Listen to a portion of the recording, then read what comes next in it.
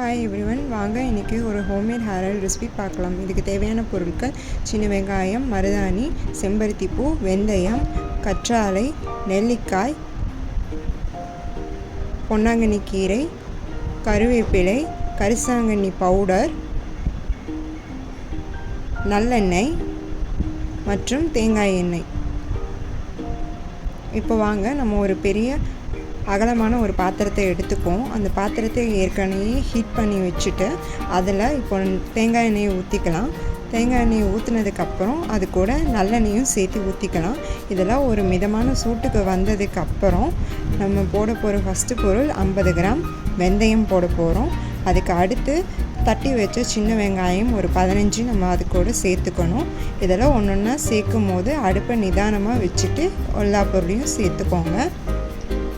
இப்போ தட்டி வச்ச 2 பெரிய நெல்லிக்காயையும் இதோடு சேர்த்துக்கலாம்.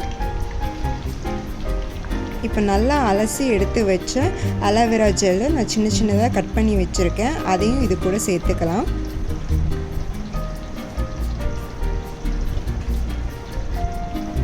இப்போ க்ளீன் பண்ணி வச்சுருந்த 15 செம்பருத்தி பூவும் இது கூட சேர்த்துக்கிறேன். செம்பருத்தி இலையும் சேர்த்துக்கோங்க. இப்போ ஒரு கைப்பிடி அளவுக்கு மருதாணி இலையும் இது கூட சேர்த்துக்கோங்க. அப்படியே ஒரு கைப்பிடி அளவுக்கு கருவேப்பிலையும் இது கூட சேர்த்துக்கோங்க.